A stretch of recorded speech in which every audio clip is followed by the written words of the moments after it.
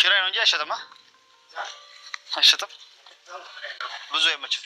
ምኑ ጋር ቆርቆ ከላይ እኮ እቃዎቹ ውስጥ ታስቀምጣቸዋለህ። እቃዎቹ የተቀመጣሉ።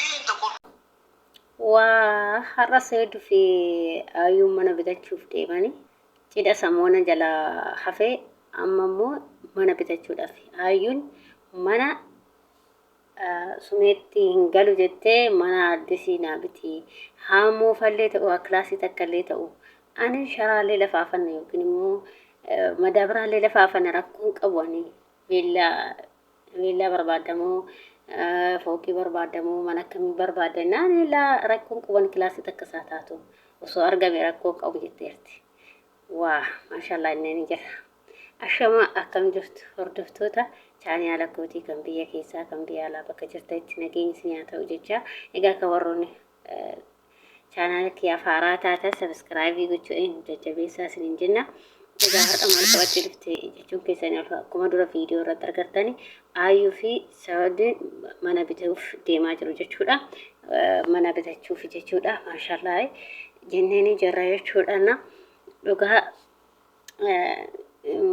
barumsa qaba viidiyoon isaanii kun ammallee warra dhaggeeffatan jechuudha. maaliif namoonni tokko tokko gaafa mana bitattuyyuu gaafa mana bitaniifiyyuu mana akkanaa hin barbaadu jedha. garuu ayyuun immoo rakkoon qabu anumaa fi si qofti walaa jaalannu malee jaalalaa jiraattu malee anasuma argachuun barbaada malee ani mana hin maxaru kilaasii takka soo taate keessan bulaa rakkoon qabu firaashii lafaafanne yookiin immoo bakka akkuma teetti keessa jiraachuu ani bakka si dhabu qofa hin barbaanne akkasuma mana namaallee gajjigajjigee qabu hin barbaadu ani jettee jirte jechuudha. kanaaf osoo nama tokko ta'e ani mana kanatti si yala akkas jedhee waan akkasii sanaa sa'uu danda'a. garuu isheen immoo laa rakkoon qabu kilaasii takka isaa taatu ani veellas hin barbaadu mana fooqis hin barbaadu mana ulaagaalee isaa guuttis hin barbaadu ani bakka manuma sadarkaa wayii eeggatte jechuun bakka manuma kee wayii takka kilaasii takka isaa taatu ani kan caqacaqee hin qabne kan namaattis garuu hin fedhu jette. Sumayyaa hin jira garuu Sumayyaatti garuu hin barbaadu jette isheen. ani kan si dhabuun hin barbaadu malee mana hin maxaru jette jirti. jaalala filattee jechuudha Sumayyaan asumarratti barumsa qaba viidiyoon isaanii kun jechuudha nama hubatee ilaaletti jechuudha. nama tokko soo ta'e iyyuu oduu shamara takka taate kanatti asii galaa akkamii maalidha kan akkanaa biti jettee isa cinquu dandeessi. garuu Sumayyaan immoo ayyuun immoo ishiin cinqilee jechuudha wayi jaalala.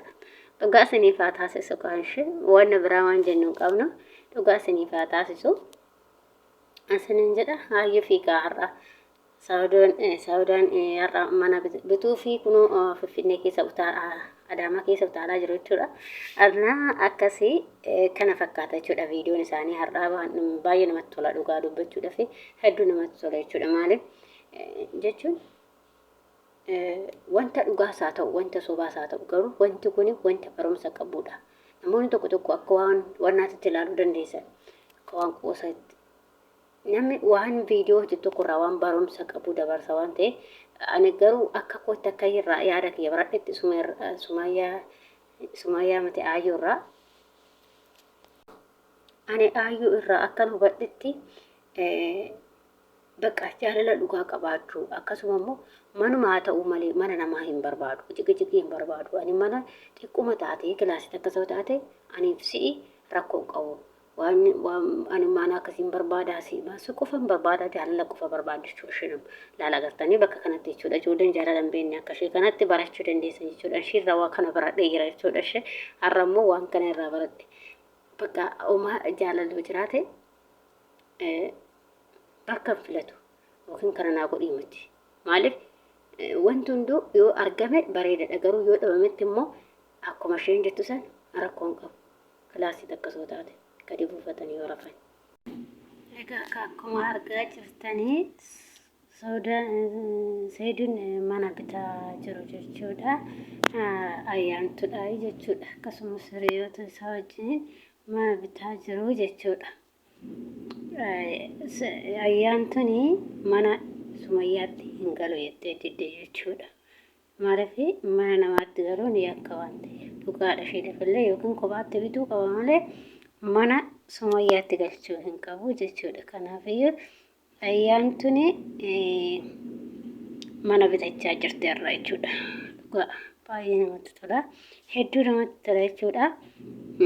Asirraa waan barattu jedheeti yaada garuu akka kootittani waan baay'een ishirraas illee baradhe akkasuma immoo isarraallee waan baay'een baradhe jechuudha. Maaliif namoonni tokko shamarran takka akkuma dura isiniin jedhe qabeenya guddaa barbaaddi akkasuma mana bareedaa barbaaddi bakka ulaagaalee hunda kan guuttate barbaaddi malee jaalala dhugaa kan barbaaddu miti. Garuu ayyuun immoo ani rakkoon qabu ani manuma haa ta'u malee mana biillaa ta'ee fooqii ta'ee ani mana takka kilaasii takka taatee waanuma taatee taatu nuufallee taatu bitachuun barbaade akkasuma immoo ishii keessa teenye firaashillee yoo afannee lafa rafne jetti bakka kanatti akkatti garaa nagahee dhugaa rabbi malee jaalala waan ta'eef malee osoo jaalala hin jiraanne ta'e akkas hin jettu jechuudha.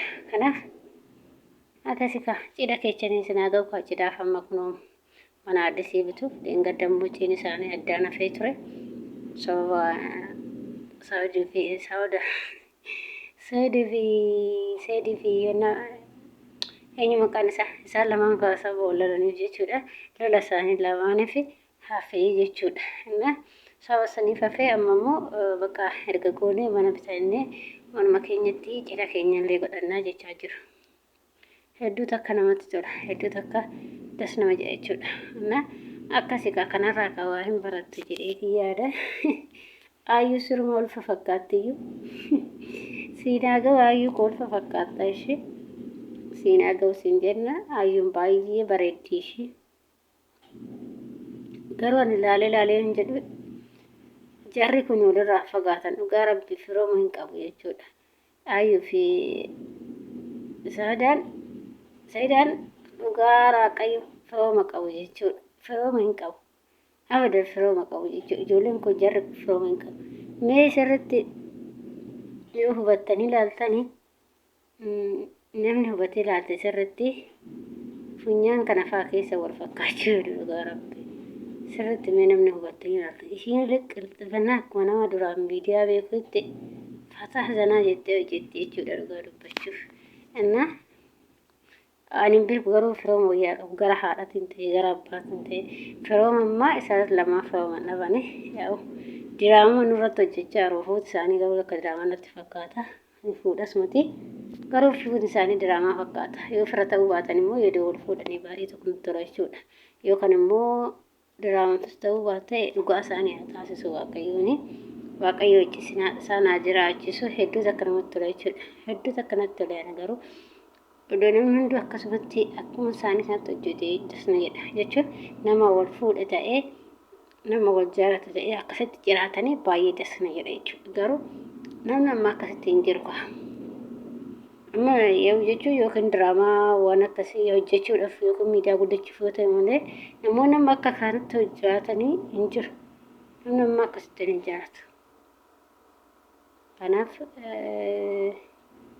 ayyuu fi Saawudii bagatti sinaa ga'u kaa cidha keechanii hundee dhugaa hedduu takka das nama jedhu garuu diraamas hojjettan barumsa qabu wanti keechan hedduu takka nama boonsa jechuudha hedduu nama boonsa ana garuu dasni jedhe natti tole jechuudha maaliif diraamallee ta'u barumsa of keessaa qabu waan ta'eef waanuma diraamallee hojjetan akkasuma miidiyaa odeeffannoo jedhan waan barumsa of keessaa qabudha jechuudha nama hubatee waan viidiyoo isaanii irratti laaltanii jiraattanii jechuudha.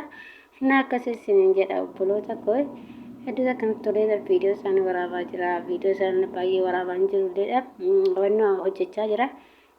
Sababii isaa sarara xiqqoo ishee bakka baay'eellee haasa'uu hin dandeenye. Nagaa naa ta'a fayyaa naa ta'a akkasuma warri isaanii alatti afaarawaa taatan immoo sabiskiraabii gochuun dagatinaa. Qeeqa fi yaada qabaatan koomentiitti barreessuun dagatinaa akkasuma immoo warri manaa fi mana bituu barbaadanii akkasuma gurgurachuu